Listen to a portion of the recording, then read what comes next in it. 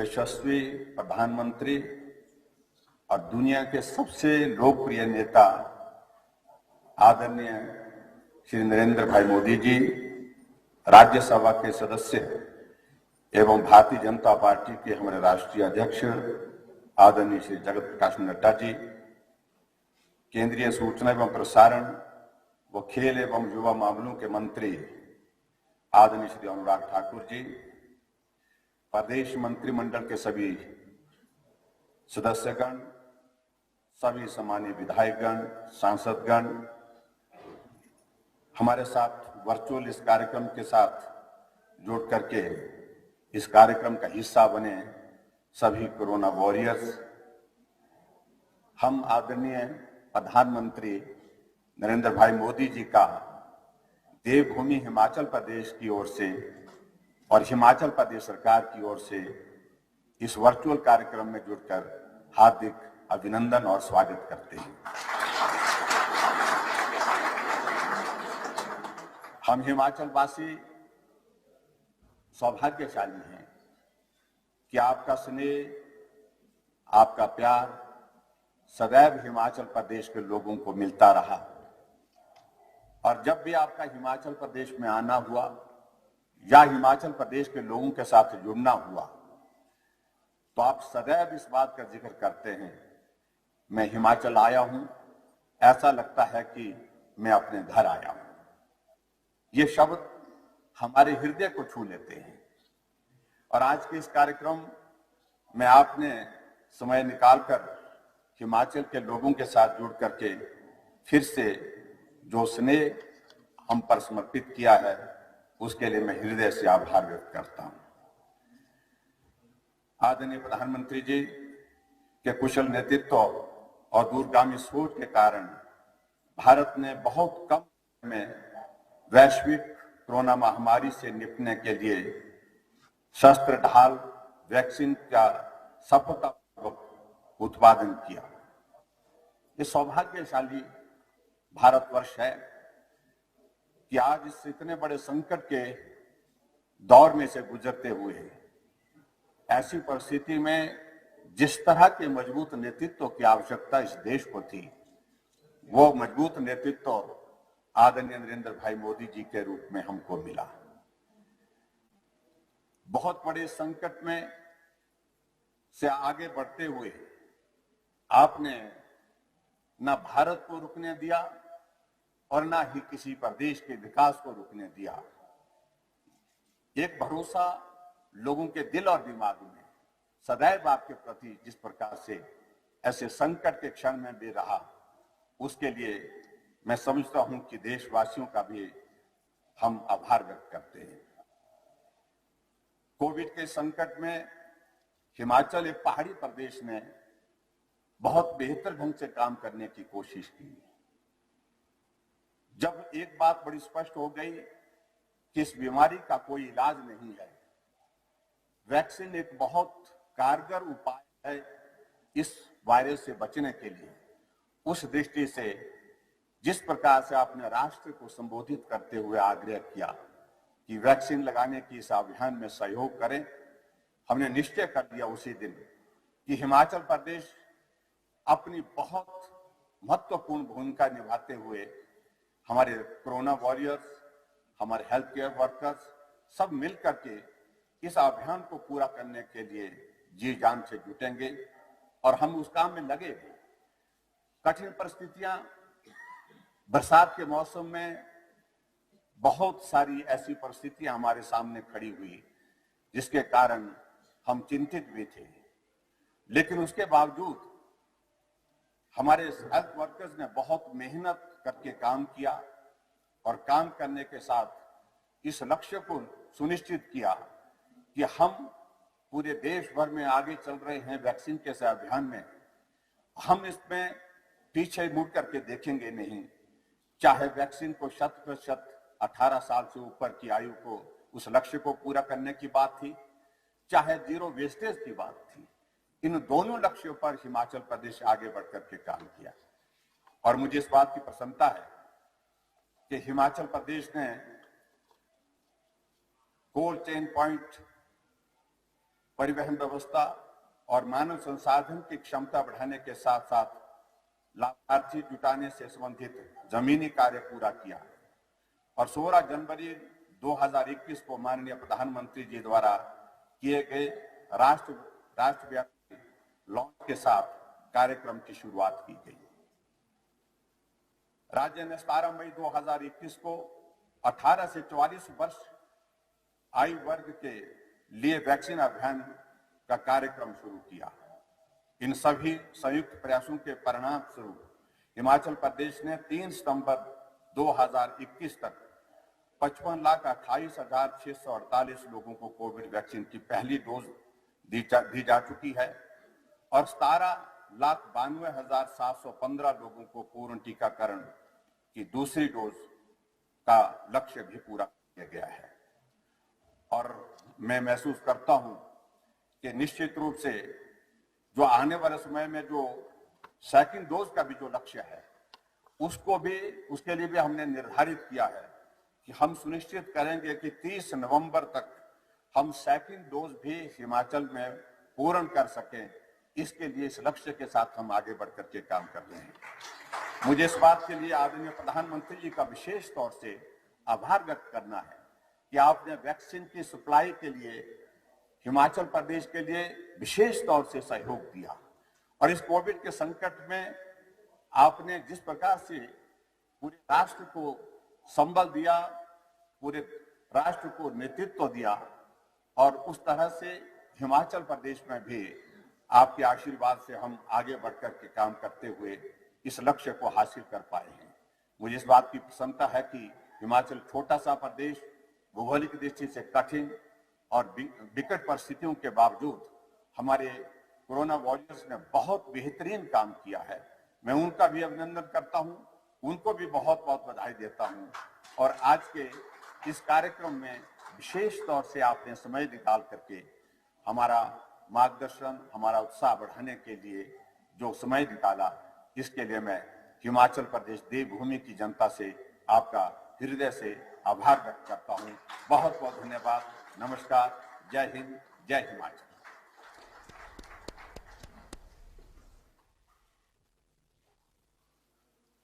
प्रधानमंत्री जी, जय हिंद। हमने प्रदेश की अपनी इस वैक्सीन यात्रा को दिखाते हुए एक 4 मिनट की लघु फिल्म बनाई है। अब मैं अनुरोध करूंगा कि आप कृपया इस लघु फिल्म को देखने का कष्ट करें।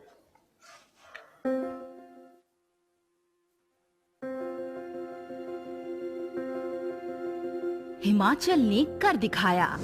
18 वर्ष से अधिक आयु की 100% आबादी को मिला कोविड का पहला टीका। मुश्किल चाहे जो रही हो, लेकिन प्रधानमंत्री नरेंद्र मोदी के संकल्प सबको वैक्सीन, मुफ्त वैक्सीन को सिद्धि तक ले जाने में मुख्यमंत्री जयराम ठाकुर ने कोई कसर नहीं छोड़ी। उनके नेतृत्व में तैयार हुई कारगर टीकाकरण रणनीति से हिमाचल बना 100% टीकाकरण करने वाला देश का पहला राज्य। यह लक्ष्य हासिल करना आसान नहीं था। एक तरफ कोविड के संक्रमण पर काबू पाने की चुनौती थी, तो दूसरी तरफ प्राकृतिक आपदाएं। लेकिन दृढ़ इच्छा शक्ति और जन जन के सहयोग से ये तमाम बाधाएं पार करते हुए हिमाचल ने टीकाकरण का कीर्तिमान रच दिया। सरकार ने राज्य में 18 साल व इससे ज्यादा उम्र के 53,77,000 से ज्यादा लोगों को वैक्सीन की पहली डोज लगाने का लक्ष्य रखा था। राज्य में अब तक 55 लाख से अधिक लोगों को पहली डोज लगाई जा चुकी है। यह आंकड़ा हर रोज बढ़ रहा है। जयराम सरकार को सिर्फ राज्य के नागरिकों की ही चिंता नहीं है। हिमाचल आने वाले पर्यटकों, बागवानी से जुड़े प्रवासी श्रमिकों आदि का भी टीकाकरण किया जा रहा है। इस कार्य के लिए विशेष केंद्र बनाए गए हैं। जो लोग इन केंद्रों पर नहीं आ सकते, उनका डोर टू डोर जाकर टीकाकरण कराया जा रहा है। दुर्गम क्षेत्रों वाले इस पहाड़ी राज्य में यह मुकाम हासिल करने के लिए मुख्यमंत्री जयराम ठाकुर का कोविड प्रबंधन बेजोड़ रहा। टीकाकरण कार्यक्रम में लगी टीम से नियमित संवाद किया गया। इस अभियान में तमाम लोगों ने अपना योगदान दिया। टीचिंग स्टाफ, आशा वर्कर, आंगनवाड़ी कार्यकर्ता और पंचायत प्रतिनिधियों के परिश्रम से हिमाचल ने यह उपलब्धि हासिल की। कठिन भौगोलिक परिस्थितियों वाली जगहों पर टीकाकरण बड़ी चुनौती थी। कांगड़ा के दुर्गम क्षेत्र बड़ा भंगाल में हेलीकॉप्टर से टीम भेजकर 100 से ज्यादा लोगों का टीकाकरण कराया गया है। कई स्थानों पर किलोमीटर पैदल चलकर भी वैक्सीन पहुंचाई गई। यह बानगी है कि दृढ़ इच्छा शक्ति हो तो बड़े से बड़े लक्ष्य भी हासिल किए जा सकते हैं। इन अथक प्रयासों के बल पर सफल हुई टीकाकरण कार्यक्रम की वजह से हिमाचल वासियों को कोविड महामारी से सुरक्षा प्राप्त हुई। वायरस के संक्रमण पर रोक लग पाई और इसके कारण होने वाली निरंतर मृत्यु दर में भी भारी गिरावट आई। वैक्सीनेशन अभियान राज्य की जनता के लिए सुरक्षा कवच सिद्ध हुआ है। तय लक्ष्य के साथ पूरे हुए टीकाकरण कार्यक्रम की बदौलत ही लंबे समय से रुकी हुई आर्थिक, व्यापारिक, प्रशासनिक व अन्य दैनिक गतिविधियां फिर से गति पकड़ रही हैं। प्रधानमंत्री नरेंद्र मोदी का स्नेह हमेशा हिमाचल वासियों को मिलता रहा है। राज्य ने जब भी वैक्सीन की मांग की तो वह समय पर पूरी की गई। राज्य में जब भी कोई आपदा आई तो उन्होंने हमेशा कठिनाइयों के बीच उम्मीद की राह दिखाई और मनोबल बढ़ाया। शीर्ष की इसी प्रेरणा और विश्वास से हिमाचल प्रदेश ने असंभव को संभव कर दिखाया। जन जन की भागीदारी, कोविड से सुरक्षा की तैयारी। प्रधानमंत्री जी, अगर आपकी अनुमति हो तो अब हम आज के इस वैक्सीन संवाद का शुभारंभ करें। सबसे पहले मैं डॉक्टर राहुल को आमंत्रित करूंगा, उनको ये सुअवसर प्राप्त हुआ है। प्रधानमंत्री जी, शिमला का एक बहुत दुर्गम स्थान है डोडरा क्वार, वे यहाँ 2 वर्ष से निष्ठा के साथ कार्य कर रहे हैं। तो अब मैं आपसे आग्रह करूंगा कि आप संवाद को प्रारंभ करें। नमस्ते प्रधानमंत्री जी। प्रधानमंत्री जी, मैं डोडरा क्वार में दो साल से पोस्टेड हूँ। सर, ये अति दुर्गम इलाका है। सर, यहाँ पे अत्यधिक हिमपात होता है। इसके कारण ये 5 से 6 महीने बाहरी दुनिया से इसका संपर्क हमेशा कट जाता है। सर, हमारा सबसे इसी कारण हमारा वैक्सीनेशन भी सर बहुत लेट स्टार्ट हुआ था 5 अप्रैल को, और हमने सबसे पहले वैक्सीनेशन खत्म भी कर लिया था डिस्ट्रिक्ट में। सर, हमारे यहाँ पे सर 2 जगह है, एक पंडार है और एक जाखा है। सर, पंडार जाने के लिए 8 घंटे लगते हैं और जाखा जाने के लिए सर पैदल, पंडार जाने के लिए एक साइड से 8 घंटे लगते हैं और जाखा जाने के लिए आने और जाने के लिए सर 10 घंटे लगते हैं। सर, यहाँ पे जाने के लिए सर नदी को पार करते हुए, मानव निर्मित पुल को पार करते हुए, झूला का प्रयोग करते हुए जंगल से जाना पड़ता है और सब खाना वगैरह सब साथ में लेके जाना पड़ता है। और चढ़ाई अत्यधिक होती है तो इसलिए रास्ते में सांस भी कभी कभी फूलने लग जाती है। और सर, यहाँ पहुंचने के बाद ये यहाँ पे इस जगह का सर हम किसी से कम्युनिकेशन भी नहीं कर सकते हैं, क्योंकि यहाँ पे सिग्नल वगैरह यहाँ पे कभी मौजूद नहीं होता है। सर હું મુખ્યમંત્રીજીનો બહુ આભાર કરવા માંગુ છું કે હું દુર્ગમ ઇલાકામાં પોસ્ટેડ છું ને અમને કદી એવું લાગ્યું પણ નહીં કે દર વખતે અમને મુખ્યમંત્રીજીનો સહયોગ મળ્યો હતો, તો એમના માટે હું બહુ આભાર પ્રકટ કરું છું। नहीं सर, जैसे जब ठंड आती है तो सर हमें कभी कभी मतलब चैलेंजेस भी फील करने पड़ते हैं कि जैसे पेशेंट को अगर रेफर करना है, जैसे हमारा नियर बाय रेफरल यूनिट है रोडू है, तो उसके लिए सर कम से कम हमें 10 घंटे मतलब पेशेंट को भेजना पड़ता है। तो सर ये थोड़ी हमारे यहाँ पे कठिनाइयाँ आती हैं और सर इन चैलेंजों को फील करते हुए सर हम धीरे धीरे आगे बढ़ते गए थे। सर, हमें मतलब वैक्सीनेशन से सर हमें कभी ऐसा फील नहीं हुआ कि हम दुर्गम इलाके में, तो हमारे लिए हमेशा से कोटा सीएमओ ऑफिस से और जगह से हमें हमेशा कोटा मिलता गया था और हमें मतलब कोई भी दिक्कतों का सामना नहीं करना पड़ा था। और सर, हमने ये पूरी कोशिश की थी कि हर गांव में एक हमने टीम भेजी थी कि वो लोकल लैंग्वेज में लोगों को समझा सके कि वैक्सीन का क्या यूसेज है और वैक्सीन सबसे बड़ा कोरोना के प्रति हथियार है। ये समझाने के लिए हमारी एक टीम हर गांव में गई थी, उन्होंने लोकल लैंग्वेज में लोगों को समझाया था। और सर, हमें एक दिक्कत सबसे ज्यादा हुई थी कि एंट्री कैसे करनी है कोविड वैक्सीनेशन के लिए, क्योंकि हमारे यहाँ नेट मौजूद नहीं था। तो सर, हमारी एक टीम थी ये क्वार में और दूसरी डॉक्टरों की टीम थी चड़गांव में, जो कि 75 किलोमीटर दूर है। सर, वहाँ पे क्वार से ये लोग एक व्यक्ति का नाम, नंबर, मोबाइल नंबर सब टेलीफोनिकली बताते थे। फॉर एग्जाम्पल, अगर 100 लोगों को वैक्सीन लगानी है तो 100 लोगों को ऐसे टेलीफोनिकली बताते थे और जो दूसरी डॉक्टरों की टीम थी सर, वो रजिस्टर में एक एक नाम, मोबाइल नंबर, फोन नंबर सब लिखती थी और उसके बाद वो कोविन ऐप में चढ़ाती थी। सर कभी कभी दिक्कत ये हो जाती थी कि सिग्नल ही नहीं है, तो हमें ये पता ही नहीं चलता था कि कितनी वैक्सीन लगी है, तो हम वो अगले दिन एंट्री कराते थे। और सर कभी ये दिक्कत होती थी कि मतलब सिग्नल तो है मगर हमें सुनाई नहीं दे रहा है, तो कुछ लोगों की एंट्री हो जाती थी, कुछ लोगों की फिर हम अगले दिन जाके एंट्री कराते थे। और सर मैं आउटसाइडर हूँ हिमाचल से, तो मुझे हिमाचल की सर सबसे अच्छी बात ये लगी कि यहाँ पे छोटे से लेके बड़े अधिकारी तक आप किसी से भी मिलते हैं, हर कोई हाथ जोड़ के नमस्ते करता है। कोई मॉडर्न कल्चर और इतना नहीं है, हमारे संस्कार यहाँ पे मौजूद हैं। और सर छोटे से लेके ऊपर तक लेवल तक मैंने हिमाचल में कभी भी करप्शन जैसी कोई चीज नहीं देखी, यहाँ मुझे सबसे अच्छी चीज लगी है यहाँ पे। और सर हमें पूरा सहयोग मिला था हर डिपार्टमेंट से। और सर सबसे अच्छा मैं एक पर्सनल एक्सपीरियंस शेयर करना चाहूंगा सर। यहाँ पे अगर किसी भी नेता और किसी से भी मिलना होता है तो बाकी जगह जाते हैं तो पीए वगैरह से कांटेक्ट करना पड़ता है, लाइन में लगना पड़ता है, बहुत सारे प्रोसेस होते हैं। बट सर मैं एक बार पर्टिकुलरली यहाँ के डिप्टी स्पीकर हैं हंसराज जी, उनसे मिलने गया था, तो मुझे सीधे फोन करके बोला आप आके मिल सकते हो। कोई प्रोसेसर नहीं था और कुछ नहीं था, और मैं सीधे जाके उनसे जाके मिलके और अपनी जो बातें थी उन पे रख पाया। और सेम प्रोसेसर सर ये मुख्यमंत्री जी के भी साथ है, तो सर ये मुझे बहुत अच्छा लगा कि प्रदेश में शांति का प्रतीक है और ये अच्छी चीज है। सर तुम्हारा बहुत आभार, हमने मोटिवेट करवाया। राहुल, आप कच्छ छोड़ करके यहाँ कैसे पहुंच गए? सर उसके पीछे भी सर एक इंटरेस्टिंग स्टोरी है। सर मैंने कभी पहाड़ वगैरह देखे नहीं थे, तो मैंने सोचा कि पहाड़ में जाता हूँ, तो फिर मैंने सोचा सब जगह हिमाचल में पहाड़ है तो डोडरा क्वार में भी पहाड़ ही होंगे। तो और फिर मुझे पता चला कि ये टफ एरिया है, तो मैंने सोचा कि ये टफ एरिया में अगर मैं कर सकता हूँ, अगर प्रैक्टिस कर सकता हूँ अच्छे से, तो मैं बाकी एरिया में भी कर सकता हूँ। और ये मेरे लिए अपने आप में एक चैलेंज था जिसको मैंने सर कोशिश की, मतलब पूरा करने के लिए। तो पढ़ाई कहाँ पर की? सर मैंने रशिया से की थी, स्मॉलेंस्क से। अच्छा, और उसके बाद आप हिमाचल में कब आए? सर मैं हिमाचल में सर ये 14/6/2019 को आया था। उससे पहले सर मैं दिल्ली में सर कस्तूरबा गांधी में 9 महीने मैंने जेआरशिप की थी पीडियाट्रिक्स में। तो रेगिस्तान की गर्मी और हिमाचल की ठंडी, ये बराबर सेट हो गए आप? हाँ सर, धीरे धीरे सर स्टार्टिंग में तो काफी दिक्कतें आई थी, मगर धीरे धीरे मैं सेट हो गया था। जैसे ठंडियों में सर बहुत दिक्कतें आ जाती हैं कि मतलब सब जगह बर्फ ही बर्फ होता है, तो मतलब उस टाइम पे बहुत दिक्कतें आ जाती हैं। तो कच्छ के लोगों को हिमाचल देखने के लिए बुलाते हो कि नहीं बुलाते हो? यस सर, मैं जब पहली बार आया था तो अपने फादर को भी साथ में लेके आया था, तो वो तो मतलब डर भी गए थे। जैसे ही चंसल घाटी में बैठे तो वो तो सर गाड़ी में भी पीछे बैठ गए, बोला कि इतनी छोटी ये जगह मैं नहीं देख सकता, तो मतलब डर भी गए थे, मगर फिर फाइनली वो आ भी गए थे। और सर मेरे फ्रेंड्स भी आते हैं। हिमाचल के लोगों को कच्छ का रणोत्सव दिखाया कि नहीं दिखाया? नहीं सर, मगर सर मैं कोशिश करूंगा रणोत्सव में मतलब साथ में लोगों को, फ्रेंड्स को ले जाने के लिए।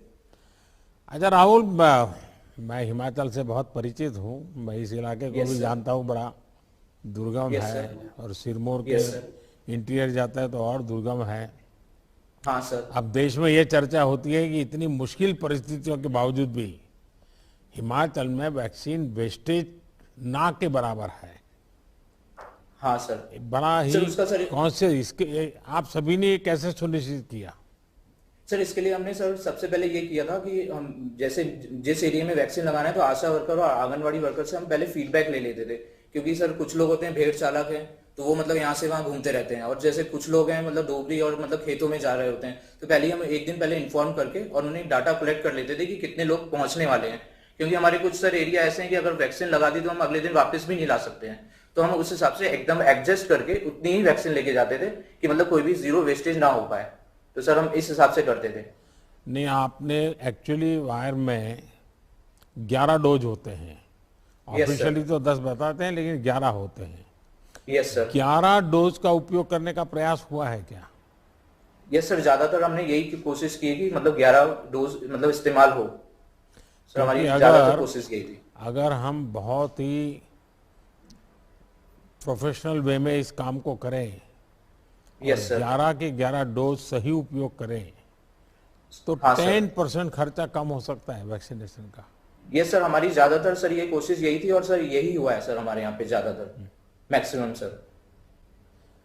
चलिए डॉक्टर, जिस क्षेत्र में आप डटे हुए हैं वहाँ एक जगह से दूसरी जगह जाने में भी काफी समय लगता है, यस और सर, मुझे एक गुजरात प्रकार आने से में 2 दिन लग जाते हैं। शारीरिक रूप से भी बहुत थकान वाला काम होता है, और इसलिए मैं आपको भी और आपकी पूरी टीम को बहुत बधाई देता हूं कि आपने दूर सुदूर पहाड़ों में और बर्फीली चोटियों तक इस वैक्सीनेशन का काम पहुंचाया है।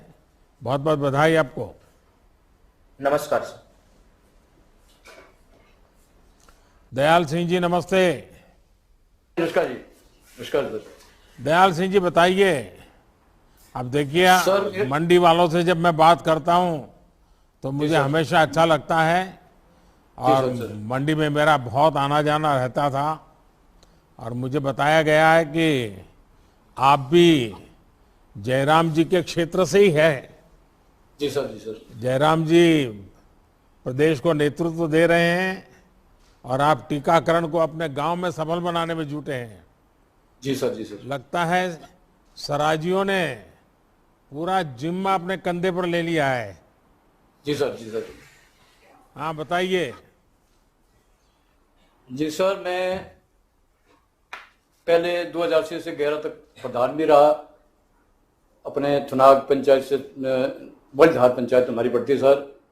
तो उसके बाद हम अभी 60 साल से ऊपर हो गए। हमने भी अपने आप को टीका कराया। लोगों को डर लग रहा था कि टीका कैसे कराएं, ना जाएं। लोगों को मोटिवेट किया गांव गांव जा करके सबको, जो हमने अपना टीका करा करके उनको बताया कि हम स्वस्थ है, सब कुछ ठीक है, तो लोग जो है धीरे धीरे टीकाकरण की तरफ आने लगे। ये थुनाग तो मंडी से काफी दूर पड़ता है। जी सर। वहां आप जैसे साथियों को टीका लगवाने में किस तरह की चुनौतियां आई और कैसे सर, आपने उनको दूर किया? कोई चुनौती नहीं आई सर। इसमें हमारे जो स्वास्थ्य विभाग के कर्मचारी अधिकारी गण जो है इन्होंने बड़ा सहयोग किया और हमारे दूसरे कर्मचारियों अधिकारियों ने भी बड़ा सहयोग दिया। इसमें हम जो इसमें सफल रहे सर। अच्छा, एक कठिनाई तो थी आप कहे, मानते नहीं होगा। अब देखिए देश में टीकाकरण को लेकर बहुत सारी अफवाहें चलाई गई, लोगों को में अविश्वास पैदा हो, यहाँ तक के खेल किए गए। अब ऐसे में गांव के व्यक्ति को समझाना जरूर कुछ तो दिक्कत आई होगी।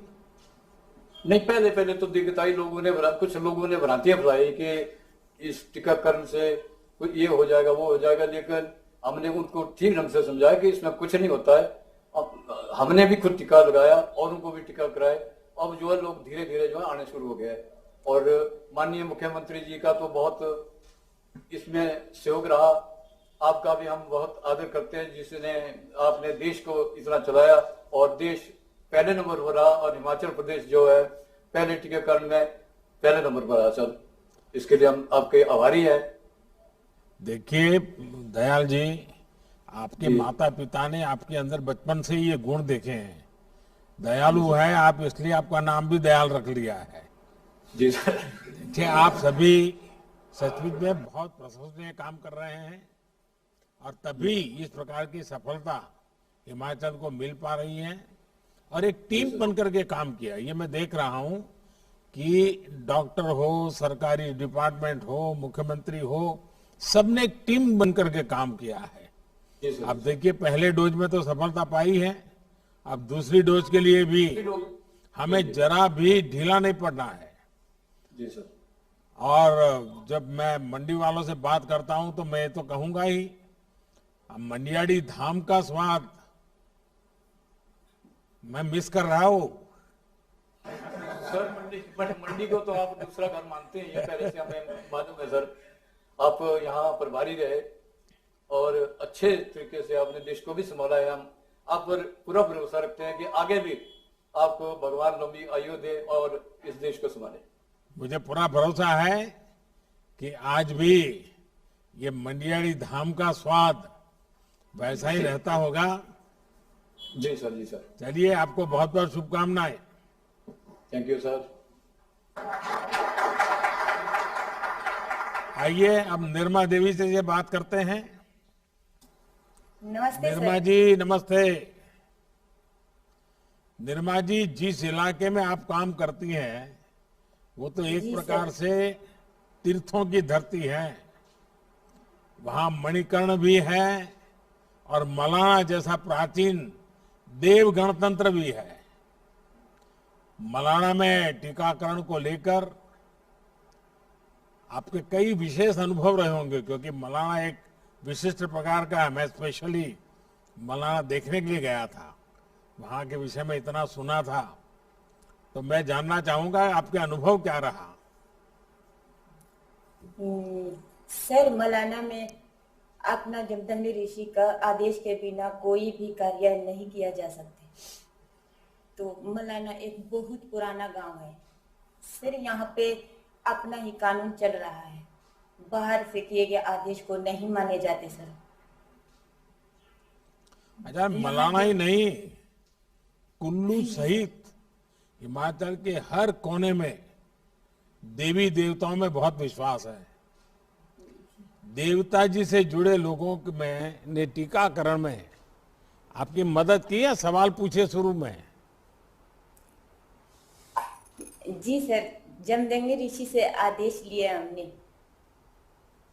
जमदग्नि ऋषि से उनको बिना पूछे हमारा वहां पे कोई कार्य नहीं किए जाते, पहले आज्ञा लेना पड़ता है सर जमदग्नि ऋषि से। अच्छा, मौलाना जाना है तो कितना समय पैदल चलना पड़ता था? 6 घंटे का पैदल सफर करना पड़ता है सर। 6 घंटे चल के जाना पड़ता था? हाँ जी, घड़ी चढ़ाई होके सर। और टीकों का बॉक्स वगैरह कैसे ले जाते थे उसको? स्पेन के सहायता से लिया जाता था, स्पेन में वैक्सीन केयर सर। देखिए निर्मा जी, मैं आपको, कुल्लू जिला प्रशासन को और मेडिकल से जुड़े सभी अधिकारियों कर्मचारियों को बहुत बहुत बधाई देता हूं।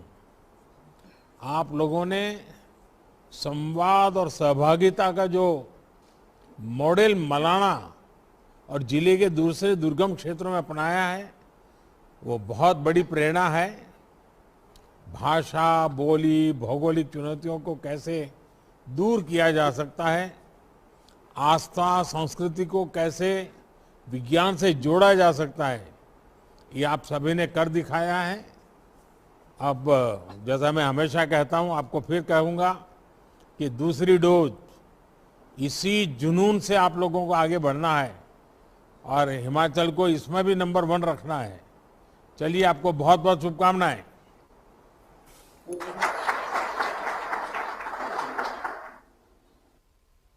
चलिए, आज बुजुर्ग माता जी के मुझे आशीर्वाद लेने का मौका मिल रहा है हमीरपुर से। नमस्कार जी। और मतलब हाँ, और मेरा नाम निर्मला देवी है, कृष्णा नगर में मैं रहती हूँ, वार्ड नंबर 2, 84 साल की मेरी आयु है, लक्ष्मण गली में रहती हूँ। माता जी, आपका स्वास्थ्य कैसा है? स्वास्थ्य ठीक है, उम्र की लिहाज से तो आप जानते ही हैं कि मेरे दर्द होती है, चला नहीं जाता। अच्छा, आपका वैक्सीन हो गया? जी हाँ। कब हो गया, किया और पहला कहाँ मेरा किया था?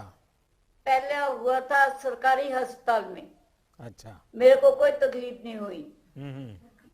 दूसरा घर में हुआ। अच्छा। वो टीम आई थी, टीम ने टीका लगाया, कोई हमें बुखार या दर्द या कुछ भी नहीं हुआ, ठीक ठाक अच्छी हूँ मैं। तो बच्चे और एक बार आपके संतान आपको ले गए अस्पताल? हाँ, एक आपको बात बताऊं, जो दूसरा टीका लगा ना मेरे को, मेरे बाजू में दर्द थी, वो थोड़ी कम हो गई। अच्छा। हाँ यानी आपको एक्स्ट्रा बेनिफिट हो गया। हाँ, तो टीका लगाना चाहिए और जरूर लगाना चाहिए। हाँ। इसमें कोई नुकसान नहीं है। चलिए, आपको तो डबल फायदा हुआ है, पुराना हाँ। दर्द भी चला गया आपका तो। हाँ जी, ऐसा है। चलिए माता जी, मैं कोविड से सुरक्षा के साथ साथ आपके बेहतर स्वास्थ्य के लिए भी हिमाचल की देवभूमि को भी प्रणाम करता हूं और प्रार्थना भी करता हूं। केंद्र और हिमाचल प्रदेश की सरकार आप सभी साथियों के लिए हर संभव मदद देने की कोशिश कर रही है। जी हाँ, आयुष्मान करनी भारत चाहिए। योजना हो या फिर हिमाचल प्रदेश की सहारा योजना, ये गंभीर बीमारियों की स्थिति में बहुत कारगर सिद्ध हो रही है। जी इनका लाभ ज्यादा से ज्यादा लोगों को मिले, हर जरूरतमंद को मिले, इसके लिए भी सरकार के प्रयास जारी हैं। माता जी, आपको प्रणाम, आपके परिवार के सबको प्रणाम, बहुत बहुत धन्यवाद। मेरा आप लोगों को और मेरी तरफ से आप लोगों को बहुत बहुत प्यार। मेरा और तरफ से कोई गलती भी हुए तो मुझे क्षमा कर देना। अरे माँ, आपके तो आशीर्वाद चाहिए हमें। आशीर्वाद मेरा साथ है आपके, आपके साथ है। सबको हम बोलते हैं कि टीका लगवाओ, लगाना चाहिए, इसमें हमें फायदा है। गवर्नमेंट ने हमको इतनी हिफाजत के लिए टीका दिया और इतने टीके आए हैं हिमाचल में कि कमी नहीं हुई, किसी चीज की कमी नहीं हुई। आपकी बहुत दया है, आपका बहुत बहुत धन्यवाद है। मुख्य प्रधानमंत्री आपको और आप मुख्य प्रधानमंत्री को देना नहीं हम दे सकते। जो किया है वो भी अच्छा किया, जो कर रहे हो वो भी अच्छा है, जो करेंगे वो भी अच्छा होगा। वाह। आइए अब हम कर्मो देवी जी से बात करते हैं। कर्मो देवी जी नमस्ते। हाँ जी नमस्कार सर। कर्मो देवी जी, मुझे बताया गया है कि आपने अकेले 22,000 टीके लगाए हैं। ये बहुत बड़ी उपलब्धि है। आपको वो दिन याद है कि जब आपने शुरुआत की, पहला टीका लगाया था? हाँ जी सर। हाँ बताइए। हाँ जी सर। सर मैंने आज दिन तक 22,500 टीका लगाया है और ये सारा ही मैंने अपनी टीम के सहयोग से बनाया है। और सर जो जिला में मैंने पहला टीका लगाया था और हमने छुट्टी वाले दिन और सरकारी छुट्टी वाले दिन भी हमने लगातार काम किया है। और हम सर आपका और माननीय मुख्यमंत्री जी का बहुत ही धन्यवाद करते हैं, जिन्होंने हमें समय समय पर वैक्सीन की सप्लाई उपलब्ध करवाई और हम जो है लगातार काम करते रहे। और सर हम ये भी अनुरोध आपसे ये भी अनुरोध करते हैं कि हमें आगे भी जो है वैक्सीन की सप्लाई लगातार मिलती रहे और हम सेकंड डोज को भी 30 नवंबर तक कंप्लीट कर सकें और हम फिर दोबारा आपसे बात करेंगे। कर्मो जी, आपके तो नाम में ही कर्म लिखा हुआ है। हाँ जी सर। अच्छा, मुझे बताया गया कि ड्यूटी के दौरान ही आपके पैर को फ्रैक्चर हो गया था, आप फिर भी काम करती रही। आपको ये लगा नहीं कि आपको आराम करना चाहिए, या आपके परिवार ने भी थोड़ा नाराजगी व्यक्त की होगी कि ये पैर ऐसा ही कमी रह जाएगी तो क्या करोगी? घर में झगड़ा भी हुआ होगा? नहीं सर। सर ड्यूटी के दौरान 4 जुलाई को मेरे पैर का फ्रैक्चर हुआ था और फिर मैंने 5 जुलाई को भी ड्यूटी की और उस दौरान जो है शाम तक मेरे पैर में काफ़ी सोजिश और दर्द हुआ।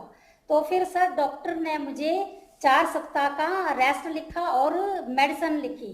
तो सर फिर मैंने घर में लगातार रेस्ट किया और दवाई खाई और सर फिर मैं जो है 8 दिन के बाद मुझे ऐसे लगा कि अब मैं ठीक हूँ और मुझे ड्यूटी ज्वाइन कर लेनी चाहिए। तो फिर सर मैंने फिर ड्यूटी ज्वाइन कर ली और अब जो है मैं लगातार वैक्सीन लगा रही हूँ। और सर मेरे परिवार ने मुझे बहुत सपोर्ट किया, उनका भी यही कहना था कि आपको ये चांस मिला है, आप लोगों की सेवा करो। कर्मो देवी जी, आप जैसी बहनें सही मायने में कर्मयोगी हैं। दुनिया का सबसे बड़ा और सबसे तेज टीकाकरण अभियान आप जैसे साथियों के संकल्पों के कारण ही सफलता से आगे बढ़ा है। आप अपने स्वास्थ्य का भी ध्यान रखिए। मेरी तरफ से बहुत बहुत शुभकामनाएं और आपकी पूरी टीम को भी बहुत बहुत धन्यवाद। हाँ जी सर। आइए अब उपासक जी से बात करते हैं। सर नमस्कार जी। उपासक जी नमस्ते। नमस्कार जी। कैसे हैं आप? बहुत बढ़िया है सर। अच्छा उपासक जी बताइए, सबसे पहले मैं जानना चाहूंगा कि आपने खुद ने वैक्सीन की दोनों डोज लगवा दी और डोज लगवाई तो आपको कोई समस्या हुई, क्या हुआ, कैसा रहा? नहीं, ऐसा कुछ भी समस्या नहीं हुआ सर। जब मेरे दोनों डोज में कुछ भी नहीं हुआ। मेडिकल वाले बोलते थे कि कुछ आपको बुखार आ सकता है या कुछ हो सकता है, लेकिन ऐसा मेरा को कुछ भी नहीं हुआ जी। तो मैंने फिर वही बातें लोगों को बताया कि भाई ऐसा कुछ भी नहीं, आप ही बढ़ चढ़ के आए जी आगे। देखिए उपासक जी, आपका तो सासुर घोंपा एक आस्था का बहुत ही महत्वपूर्ण स्थान है। जी जी।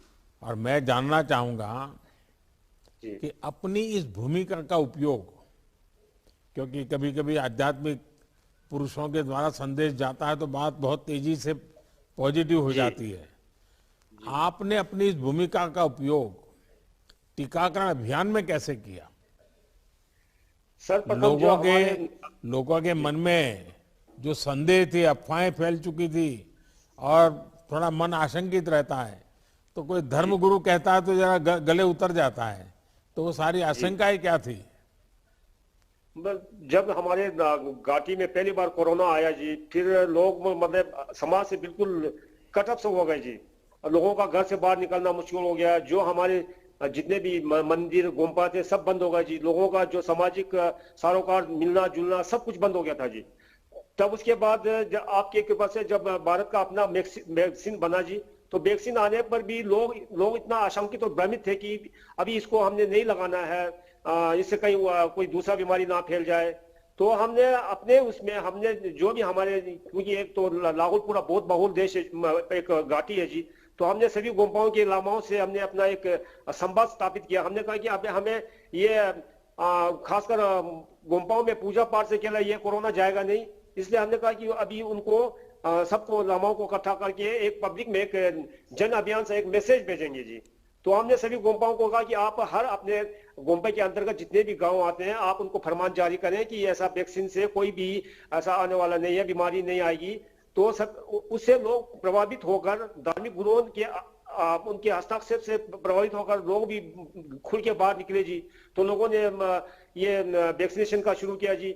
इसी बीच में फिर हमारे बौद्ध धर्म गुरु दलाई लामा जी ने भी अपना वैक्सीन लगाया। वो भी मतलब उसके भी वीडियो आए जी, तो हमने उस वीडियो को भी जन जन तक पहुंचाया। तो लोग उससे भी, दलाई लामा जी से भी प्रभावित होकर लोग आगे आए जी। फिर लोगों ने अपना अपना वैक्सीन लगाया। उसी तरह हमारे एक उप तहसील है जी स्पीति में जी, जो वहां पर पूरा दुनिया में सबसे ऊंचाई में स्थापित एक गाँव है जी, कोमिक गाँव जी। वहां भी एक हमारे बौद्ध भिक्षु रहते हैं जिसे हम चोमो कहते हैं जी।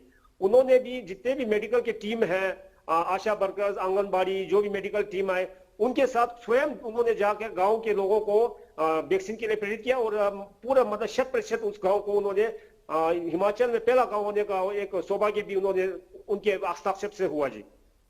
उपासक जी, मुझे तो कई बार लाहौल स्पीति आने का मौका मिला है, और उस समय जब आते थे तो रोहतांग होते हुए काफी चक्कर काट के लंबी सफर करके आना पड़ता था। अब तो अटल टनल बन गई है। इस टनल के खुलने से वहां के जीवन में क्या बदलाव आया है? आप लोग क्या अनुभव कर रहे हैं? महोदय जी, अब ये हमें एक अटल बिहारी वाजपेयी जी का बहुत बड़ा देन रहा कि लाहौल वालों को उनके एक परम मित्र अर्जुन गोपाल जी भी बार बार कहते थे कि हम दिल्ली जाएंगे, उनको इसके सुरंग के बारे में बताएंगे। तो उन्होंने हमारे केलोंग में, जिला मुख्यालय केलोंग में ही उन्होंने सन 2000 में एक घोषणा की थी पब्लिक जनमंच से जी। तो उसके बाद ये थोड़ा उसमें काम तो आस्ते से शुरू होता रहा, लेकिन जब आपके प्रधानमंत्री नेतृत्व में जी, तो उस काम को गति मिला जी। तो ये जो पिछले साल ये तैयार होके मतलब जनता की सेवा में समर्पित भी हुआ जी। सौभाग्य से जी मैं उस दिन भी आपके स्वागत के दौरान भी मैं भी वहाँ मौजूद था जी। मैंने उस दिन भी आपका स्वागत किया जी। तो इससे आज के डेट में जी लाहौल के हर चीज, अब हम लोग कुल्लू आना चाहे तो जी कुल्लू आने के लिए एक मजाक जैसा हो गया जी। मतलब 2 घंटे में हम कुल्लू पहुंच जाते हैं जी। नहीं तो अगर एक लाहौल से निकलना होता तो पहले दिन से सोचना पड़ता था, पहले दिन से तैयारी करना पड़ता कि भाई कहीं रोहतांग में फंस जाएंगे, 10-10, 12-12 घंटे लगते थे जी। और आज इसके बनने से लाहौल में जितने भी हमारे जो खेती बाड़ी के जो हमारे फसल वगैरह है वो मार्केट में जाने को दिक्कत नहीं हो रही जी। टूरिज्म का भी बहुत बड़ा वो है जी। यहाँ पे अब लोगों ने हर घर में होम स्टे बना दिया, होटल बनाना शुरू कर दिया जी। यहाँ तक कि जो पढ़े लिखे युवा है उन्होंने मतलब लगभग 700-800 होम स्टे का पंजीकरण भी गया जी। तो आने वाले सालों में और भी हमारे मतलब टूरिज्म को बहुत बढ़ावा मिलेगा। ये सब आपकी कृपा से और आपके हस्तक्षेप से हुआ जी। नवांग उपासक जी, भगवान बुद्ध के संदेशों को जीवन में उतारने का एक प्रशंसनीय प्रयास आप जैसे महानुभाव कर रहे हैं। लोगों के जीवन को आसान बनाने के संकल्प में आपकी सहभागिता के लिए मैं आपका बहुत बहुत आभार व्यक्त करता हूं। आप जैसे साथियों के प्रयास के कारण ही लाहौल स्पीति हिमाचल में भी सबसे तेजी से टीकाकरण करने वाला जिला बन गया है। इन प्रयासों को हमें सभी जनजातीय क्षेत्रों में विकास के हर पहलू को लेकर जारी रखना है। मेरी तरफ से आपको बहुत शुभकामनाएं, बहुत बहुत धन्यवाद।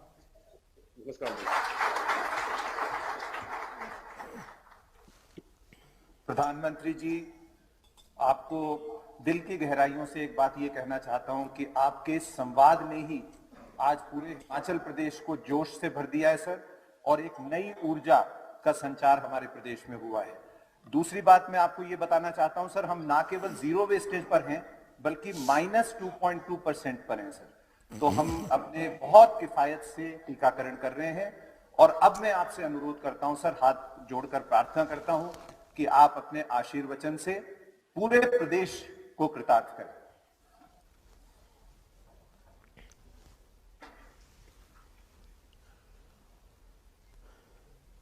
हिमाचल प्रदेश ने आज एक प्रधान सेवक के नाते ही नहीं बल्कि एक परिवार के सदस्य के नाते भी मुझे गर्व का अवसर दिया है।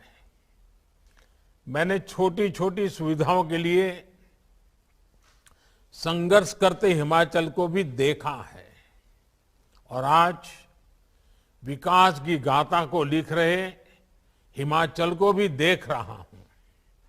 ये सब कुछ देवी देवताओं के आशीर्वाद से, हिमाचल सरकार की कर्म कुशलता से और हिमाचल के जन जन की जागरूकता से संभव हो पाया है। मैं फिर एक बार जिन जिन से मेरा संवाद करने का अवसर मिला और जिस प्रकार से सबने बातें बताई, इसके लिए मैं उनका तो आभार व्यक्त करता हूं, मैं पूरी टीम का आभार व्यक्त करता हूं। हिमाचल ने एक टीम के रूप में काम करके अद्भुत सिद्धि प्राप्त की है। मेरी तरफ से आप सबको बहुत बहुत शुभकामनाएं। हिमाचल प्रदेश के राज्यपाल श्रीमान राजेंद्र आर्लेकर जी, ऊर्जावान और लोकप्रिय मुख्यमंत्री श्रीमान जयराम ठाकुर जी, संसद में हमारे साथी और भारतीय जनता पार्टी के राष्ट्रीय अध्यक्ष, हिमाचल का ही संतान श्री जगत प्रकाश नड्डा जी, केंद्रीय मंत्रिमंडल के मेरे सहयोगी श्री अनुराग ठाकुर जी, संसद में मेरे साथी और हिमाचल भाजपा अध्यक्ष श्रीमान सुरेश कश्यप जी, अन्य सभी मंत्रीगण, सांसदगण और विधायकगण, पंचायतों के जनप्रतिनिधि और हिमाचल के मेरे प्यारे भाई और बहनों, 100 वर्ष की सबसे बड़ी महामारी, 100 वर्ष में ऐसे दिन कभी देखे नहीं है। 100 वर्ष की सबसे बड़ी महामारी के विरुद्ध लड़ाई में हिमाचल प्रदेश चैंपियन बनकर के सामने आया है।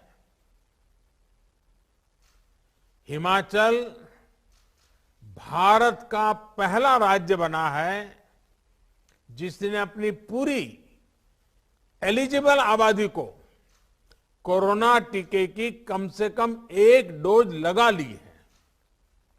यही नहीं, दूसरी डोज के मामले में भी हिमाचल लगभग 1/3 आबादी को पार कर चुका है। साथियों, हिमाचल के लोगों की इस सफलता ने देश का आत्मविश्वास भी बढ़ाया है और आत्मनिर्भर होना कितना जरूरी है ये भी याद दिलाया है। सबको वैक्सीन, मुफ्त वैक्सीन, 130 करोड़ भारतीयों के इसी आत्मविश्वास और वैक्सीन में आत्मनिर्भरता का ही परिणाम है। भारत आज एक दिन में 1.25 करोड़ टीके लगाकर रिकॉर्ड बना रहा है। जितने टीके भारत आज एक दिन में लगा रहा है वो कई देशों की पूरी आबादी से भी ज्यादा है। भारत के टीकाकरण अभियान की सफलता प्रत्येक भारतवासी के परिश्रम और पराक्रम की पराकाष्ठा का परिणाम है। जिस सबका प्रयास की बात मैंने 75वें स्वतंत्रता दिवस पर कही थी, लाल किले से कही थी, मैं कहता हूं ये उसी का प्रतिबिंब है। हिमाचल के बाद सिक्किम और दादरा नगर हवेली ने 100% पहली डोज का पड़ाव पार कर लिया है और अनेक राज्य इसके बहुत निकट पहुंच भी गए हैं। अब हमें मिलकर ये प्रयास करना है कि जिन्होंने पहली डोज ली है वो दूसरी डोज भी जरूर लें। भाइयों और बहनों, आत्मविश्वास की यही जड़ी बूटी हिमाचल प्रदेश के सबसे तेज टीकाकरण अभियान का भी मूल है। हिमाचल ने खुद की क्षमता पर विश्वास किया, अपने स्वास्थ्य कर्मियों और भारत के वैज्ञानिकों पर विश्वास किया। ये उपलब्धि सभी स्वास्थ्य कर्मियों, आशा कार्यकर्ता, आंगनवाड़ी कार्यकर्ता, शिक्षक और दूसरे तमाम साथियों के बुलंद हौसले का परिणाम है। आरोग्य क्षेत्र से जुड़े हुए लोगों की तो मेहनत है ही है। डॉक्टर हो, पैरामेडिकल स्टाफ हो, बाकी सहायक हो, सबकी मेहनत है। इसमें भी बहुत बड़ी संख्या में हमारी बहनों की विशेष भूमिका रही है। अभी थोड़ी देर पहले फील्ड पर काम करने वाले हमारे तमाम साथियों ने विस्तार से बताया भी कि उन्होंने किस प्रकार की चुनौतियों का सामना किया है। हिमाचल में वो हर प्रकार की मुश्किलें थी जो टीकाकरण में बाधक सिद्ध होती हैं। पहाड़ी प्रदेश होने के नाते लॉजिस्टिक की दिक्कत रहती है। कोरोना के टीके की स्टोरेज और ट्रांसपोर्टेशन तो और भी मुश्किल होती है। लेकिन जयराम जी की सरकार ने जिस प्रकार की व्यवस्थाएं विकसित की, जिस प्रकार स्थितियों को संभाला, वो सचमुच में प्रशंसनीय है। इसलिए हिमाचल ने सबसे तेज टीकाकरण टीके की वेस्टेज किए बिना, ये बहुत बड़ी बात है, इस काम को सुनिश्चित किया है। साथियों, कठिन भौगोलिक परिस्थितियों के साथ साथ जन संवाद और जन भागीदारी भी टीकाकरण की सफलता का बहुत बड़ा पहलू है। हिमाचल में तो पहाड़ के इर्द गिर्द बोलियां तक पूरी तरह से बदल जाती हैं। ज्यादातर हिस्सा ग्रामीण है, जहां आस्था जीवन का एक अटूट हिस्सा है। जीवन में देवी देवताओं की भावात्मक उपस्थिति है। थोड़ी देर पहले कुल्लू जिला के मलाना गांव की बात यहां हमारी बहन से ने बताई। मौलाना ने लोकतंत्र को दिशा देने में, ऊर्जा देने में हमेशा से अहम भूमिका निभाई है। वहां की टीम ने विशेष कैंप लगाया, स्टार्स पेन से टीके का बॉक्स पहुंचाया और वहां के देव समाज से जुड़े महत्वपूर्ण व्यक्तियों को विश्वास में लिया। जन भागीदारी और जन संवाद की ऐसी रणनीति शिमला के डोडराकार, कांगड़ा के छोटा बड़ा, भंगाल, किन्नौर, लाहौल स्पीति और पांगी भरमौर जैसे हर दुर्गम क्षेत्र में भी काम आई। साथियों, मुझे खुशी है कि लाहौल स्पीति जैसा दुर्गम जिला हिमाचल में भी 100% पहली डोज देने में अग्रणी रहा है। ये वो क्षेत्र हैं जो अटल टनल बनने से पहले महीनों महीनों तक देश के बाकी हिस्सों से कटा रहते थे। आस्था, शिक्षा और विज्ञान मिलकर कैसे जीवन बदल सकते हैं, ये हिमाचल ने बार बार कर दिखाया है। हिमाचल वासियों ने किसी भी अफवाह को, किसी भी अपप्रचार को टिकने नहीं दिया। हिमाचल इस बात का प्रमाण है कि देश का ग्रामीण समाज किस प्रकार दुनिया के सबसे बड़े और सबसे तेज टीकाकरण अभियान को सशक्त कर रहा है। साथियों, तेज टीकाकरण का लाभ हिमाचल के टूरिज्म उद्योग को भी होगा, जो बड़ी संख्या में युवाओं के रोजगार का माध्यम है। लेकिन ध्यान रहे, मास्क और 2 गज की दूरी का मंत्र हमने टीके के बावजूद भूलना नहीं है। हम तो हिमाचल के लोग हैं, हमें मालूम है स्नोफॉल बंद हो जाता है, उसके बावजूद भी हम जब चलने के लिए निकलते हैं तो बराबर संभल संभल करके पैर रखते हैं। हमें पता है ना, स्नोफॉल बंद होने के बाद भी संभल करके चलते हैं। बारिश के बाद भी आपने देखा होगा, बारिश बंद हो गई होगी, छाता बंद कर दिया, लेकिन पैर संभल के रखते हैं। वैसे ही इस कोरोना महामारी के बाद जो बातों को संभालना है वो संभालना ही है। कोरोना काल में हिमाचल प्रदेश बहुत से युवाओं के लिए work from home, work from anywhere इसका पसंदीदा डेस्टिनेशन बन गया। बेहतर सुविधाओं, शहरों में बेहतर इंटरनेट कनेक्टिविटी का हिमाचल को बहुत लाभ मिल रहा है। भाई और बहनों, कनेक्टिविटी से जीवन और आजीविका पर कितना सकारात्मक असर पड़ता है, ये इस कोरोना काल में भी हिमाचल प्रदेश ने अनुभव किया है। कनेक्टिविटी चाहे रोड की हो, रेल की हो, हवाई कनेक्टिविटी हो या फिर इंटरनेट कनेक्टिविटी, आज देश की ये सबसे बड़ी प्राथमिकताएं हैं। प्रधानमंत्री ग्रामीण सड़क योजना के तहत आज 8-10 घरों वाली बस्तियां भी सड़कों से जुड़ रही है। हिमाचल के नेशनल हाईवे चौड़े हो रहे हैं। ऐसी ही सशक्त होती कनेक्टिविटी का सीधा लाभ पर्यटन को भी मिल रहा है। फल सब्जी का उत्पादन करने वाले किसान बागवानों को भी स्वाभाविक रूप से मिल रहा है। गांव-गांव इंटरनेट पहुंचने से हिमाचल की युवा प्रतिभाएं वहां की संस्कृति को, पर्यटन की नई संभावनाओं को देश विदेश तक पहुंचा पा रहे हैं। भाई और बहनों, आधुनिक टेक्नोलॉजी का, डिजिटल टेक्नोलॉजी का ये लाभ हिमाचल को आने वाले समय में और अधिक होने वाला है।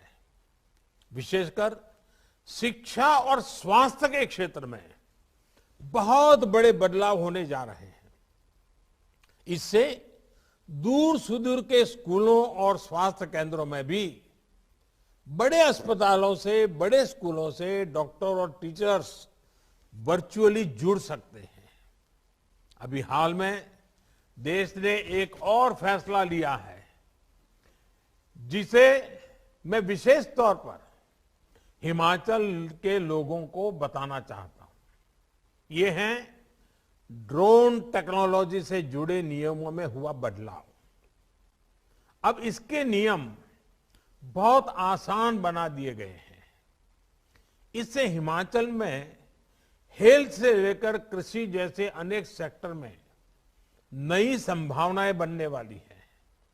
ड्रोन अब दवाइयों की होम डिलीवरी में भी काम आ सकता है, बाग बगीचों में भी काम आ सकता है और इसका इस्तेमाल जमीन के सर्वे में तो किया ही जा रहा है।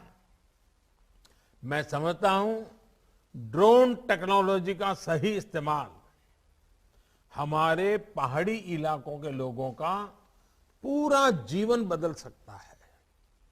जंगलों की सुरक्षा और संरक्षण के लिए भी हिमाचल में ड्रोन टेक्नोलॉजी का बहुत इस्तेमाल हो सकता है।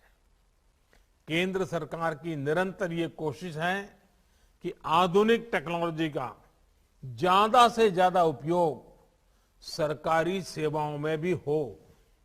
भाई और बहनों, हिमाचल आज तेज विकास के पथ पर अग्रसर है, लेकिन प्राकृतिक आपदाएं भी आज हिमाचल के लिए बड़ी चुनौती बन रही है।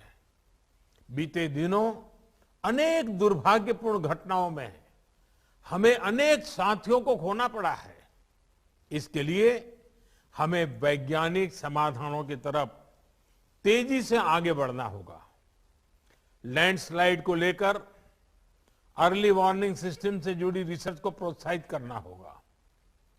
यही नहीं, पहाड़ी क्षेत्रों की जरूरतों को देखते हुए कंस्ट्रक्शन से जुड़ी टेक्नोलॉजी में भी नए इनोवेशंस के लिए अपने युवाओं को हमें प्रेरित करते रहना है। साथियों, गांव और कम्युनिटी को जोड़ने के कितने सार्थक परिणाम मिल सकते हैं, इसका बड़ा उदाहरण जल जीवन मिशन है। आज हिमाचल के उन क्षेत्रों में भी नल से जल आ रहा है जहां कभी ये असंभव माना जाता था। यही अप्रोच वन संपदा को लेकर भी अपनाई जा सकती है। इसमें गांव में जो हमारी बहनों के स्वयं सहायता समूह है, उनकी भागीदारी को बढ़ाया जा सकता है। विशेष रूप से जड़ी बूटियां, सलाद, सब्जियों को लेकर हिमाचल के जंगलों में बहुत संभावना है, जिनकी डिमांड निरंतर बढ़ती जा रही है। इस संपदा को हमारी परिश्रमी बहनें वैज्ञानिक तरीकों से कई गुना बढ़ा सकती है। अब तो ई कॉमर्स के नए माध्यम से हमारी बहनों को नए तरीके भी मिल रहे हैं। इस 15 अगस्त को मैंने लाल किले से कहा भी है कि केंद्र सरकार अब बहनों के स्वयं सहायता समूहों के लिए विशेष ऑनलाइन प्लेटफॉर्म बनाने वाली है। इस माध्यम से हमारी बहनें देश और दुनिया में अपने उत्पादों को बेच पाएगी। सेब, संतरा, किन्नू, मशरूम, टमाटर, ऐसे अनेक उत्पादों की हिमाचल की बहनें देश के कोने कोने में पहुंचा पाएगी। केंद्र सरकार ने 1 लाख करोड़ रुपए का एक विशेष एग्री इंफ्रास्ट्रक्चर फंड भी बनाया है। बहनों के स्वयं सहायता समूह हो, किसान उत्पादक संघ हो, वो इस फंड की मदद से अपने गांव के पास ही कोल्ड स्टोरेज या फिर फूड प्रोसेसिंग यूनिट लगा सकते हैं। इससे अपने फल सब्जी के भंडारण के लिए उनको दूसरों पर निर्भर नहीं रहना पड़ेगा। हिमाचल के परिश्रमी हमारे किसान, बागवान इसका अधिक से अधिक लाभ उठाएंगे, इसका मुझे पूरा विश्वास है। साथियों, आजादी के अमृत काल में हिमाचल के किसानों और बागवानों से एक और आग्रह मैं करना चाहता हूं। आने वाले 25 सालों में क्या हम हिमाचल की खेती को फिर से ऑर्गेनिक बना देने के लिए प्रयास कर सकते हैं? धीरे धीरे हमें केमिकल से अपनी मिट्टी को मुक्त करना है। हमें ऐसे भविष्य की तरफ बढ़ना है जहां मिट्टी और हमारे बेटे बेटियों का स्वास्थ्य उत्तम रहे। मुझे हिमाचल के सामर्थ्य पर विश्वास है, हिमाचल की युवा शक्ति पर विश्वास है। जिस प्रकार सीमा की सुरक्षा में हिमाचल के नौजवान आगे रहते हैं, उसी प्रकार मिट्टी की सुरक्षा में भी हमारे हिमाचल का हर गांव, हर किसान अग्रणी भूमिका निभाएंगे। हिमाचल असाध्य को साधने की अपनी पहचान को सशक्त करता रहे। इसी कामना के साथ फिर एक बार आप सभी को बहुत बहुत बधाई। हिमाचल संपूर्ण टीकाकरण के लक्ष्य को भी देश में सबसे पहले हासिल करे, इसके लिए अनेक अनेक शुभकामनाएं। आज मैं सभी देशवासियों को कोरोना से सतर्क रहने का फिर आग्रह करूंगा। अब तक लगभग 70 करोड़ वैक्सीन डोज लगाई जा चुकी हैं। इसमें देश भर के डॉक्टरों, नर्सेस, आंगनवाड़ी आशा बहनों की, स्थानीय प्रशासन, वैक्सीन मैन्युफैक्चरिंग कंपनियां और भारत के वैज्ञानिकों की बहुत बड़ी तपस्या रही है। वैक्सीन तेजी से लग रही है, लेकिन हमें किसी भी तरह की उदासीनता और लापरवाही से बचना है। और मैं डे 1 से एक मंत्र बोल रहा हूं, दवाई भी कड़ाई भी, दवाई भी कड़ाई भी के मंत्र को हमें भूलना नहीं है। एक बार फिर हिमाचल के लोगों को अनेक अनेक शुभकामनाएं। बहुत बहुत धन्यवाद।